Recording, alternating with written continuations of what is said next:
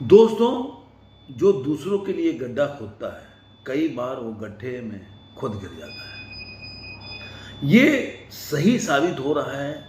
कुछ देश जो हैं, जो भारत के विरोध करने की लिए केवल ऐसे तत्वों को अपने देशों में बढ़ावा देते हैं जो कि भारत के लिए खतरनाक है, और अब वो खुद उस खतरे का सामना कर रहे हैं। तो आज इस वीडियो में मैं चर्चा करूंगा कौन से देश हैं और क्या भारत के लिए खतरा है, और अब वो उस खतरे का कैसे सामना कर रहे हैं। बने रहिए मेरे वीडियो में। अभी तक आपने बेल आइकन नहीं दबाया तो जरूर दबाएं। दोस्तों के साथ, सगे संबंधियों के साथ इस या ऐसे एनालिसिस को जरूर देखें और जागरूक करें देश के लिए। और ये हमें ज्ञान भी देता है कि कभी भी हम दूसरों के लिए गड्ढा खोदने के बजाय अपने आगे बढ़ने के बारे में सोचें तो ज़्यादा बेटर होगा। तो चलिए वीडियो को शुरू करते हैं। दोस्तों, आपने जस्टिन ट्रूडो, जो कि कनाडा के प्रधानमंत्री हैं, उनके बारे में सुना होगा और उनकी हरकतों के बारे में भी सुना होगा। वो हमेशा से खालिस्तान के जो समर्थक हैं, उनके पिताजी के टाइम से उसको कहीं ना कहीं वो एक बाईपास देते रहे हैं। अब उनके साथ क्या होने वाला है वो तो बात की बात है, लेकिन हम पहले चलते हैं अमेरिका।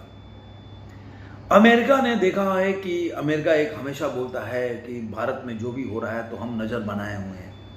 भाई साहब, वो टाइम चला गया जब देश के ऐसे सरकारें थी जो आप बोलते थे या घबरा जाते थे। अब भारत उन जो बोल सकते हैं उस पीरियड से बाहर निकला है। तुम्हारे बोलने ना बोलने से कोई फर्क नहीं पड़ता, और उसका वजह मैं बताऊंगा क्यों क्यों भारत महत्वपूर्ण है। एक लाइन बताऊंगा, कभी इस पे जरूरत पड़े तो मैं वीडियो भी बनाऊंगा अगर आप लोग बोलेंगे तो। क्योंकि जो भारत में भारत के विरोध में जो नारे लगते थे और उसके ऊपर अगर कोई कार्रवाई करता था तो उस ऊपर ये जो यूएस के लोग जो सो कॉल्ड, जो अपने को लोकतंत्र के बोल सकते हैं कि बचाव करने वाले बताते हैं, वो लोग इस पे अलग अलग से टिप्पणी करते थे। लेकिन अब इनके देश में क्या हुआ दोस्तों, आपने अगर कई लोग न्यूज़पेपर पढ़ते हैं या कई लोग अगर जानते हैं, चीज़ों से वाकिफ रहते हैं तो उनको पता होगा, और जिनको नहीं पता वो भी जान लें कि हार्वर्ड यूनिवर्सिटी है, उसमें वहाँ पर जहाँ पे जिन्होंने बनाया था हार्वर्ड, उनके नाम पे स्टैचू है। उनके सामने भारत जो यूएस का हमेशा से वहाँ पे झंडा लगा रहता था। अब वहाँ पे फिलिस्तीन समर्थकों ने वहाँ पे अपने देश का झंडा लगा दिया,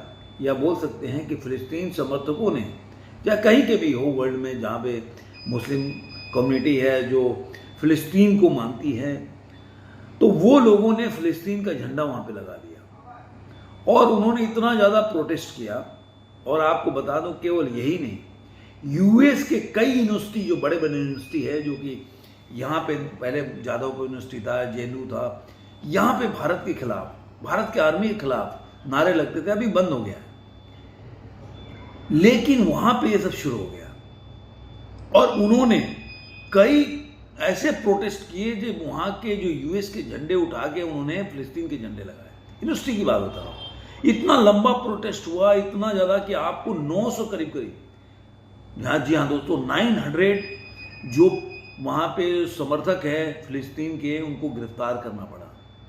उसमें से एक बहुत चर्चा हुआ था, एक इंडियन ओरिजिन की लेडी थी, लड़की है, स्टूडेंट, उसको भी गिरफ्तार किया गया। तो अब आज के टाइम में जो ये लोग लोकतंत्र का दुहाई देते थे भारत में, वो खुद फेस कर रहे हैं। क्योंकि क्या होता है ना दोस्तों, एक कहावत है, बकरे की माँ कब तक खैर बनाएगी, या एक दूसरे तरीके से ले सकते हैं कि आप दूसरों के घर में मजा लेते हो, वो कब आपके घर में वो आएगा आपको पता नहीं है। क्योंकि ये आपके लिए एक बोलते हैं बेल पॉइंट होता है, जो आपको जागरूक करने का प्रयास करता है कि ऐसी समस्याएं केवल भारत में नहीं है, पूरे वर्ल्ड में पैर जमाती जा रही है। आप यूएस में जाकर देख लीजिए, फ्रांस में देख लीजिए, यूके में देख लीजिए, यूके में ऐसे लोगों की ऐसी मतलब हो गई है कि ये लोग मेन जो उनके यूके के मेन सिटी है लंदन के, उसको जाम कर देते हैं फिलिस्तीन के समर्थन में, तोड़ फोड़, ये सब आगजनी, हर चीज़। फ्रांस में जाइए, पेरिस में क्या हालत है। एक टाइम में लोग फॉरेन के ऐसे जगहों पे लंदन, पेरिस को बहुत खूबसूरत मानते थे। आज उस जगहों पे मैंने तो पढ़ा एक जगह की जो एफिल जो टावर है पेरिस का, उसके नीचे इतनी गंदगी है, लोग जो रिफ्यूजी है आके रह रहे हैं, इलीगल माइग्रेंट, वहाँ पे ड्रग्स वगैरह सब बेचे जाते हैं, ऐसा मैंने पढ़ा है। अब कितनी सच्चाई है, क्योंकि रिपोर्ट भी ऐसे आई है, तो रिपोर्ट गलत हो सकती है, सही हो सकती है, तो ये सब चीज़ें चल रहा है। तो जो वो पहले भारत को लोकतंत्र का ज्ञान दे रहे थे, आज उससे खुद जूझ रहे हैं।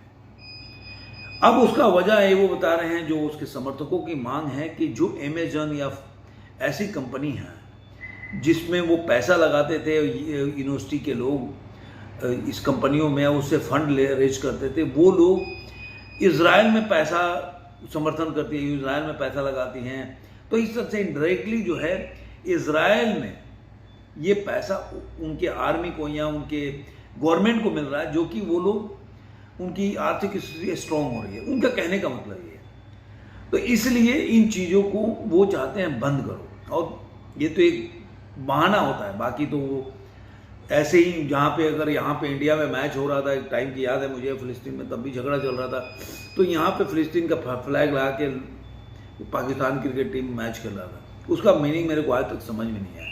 तो ये आम बात है, ये लोग करते रहते हैं, बस बहाना ढूंढेंगे जब पकड़े जाते हैं।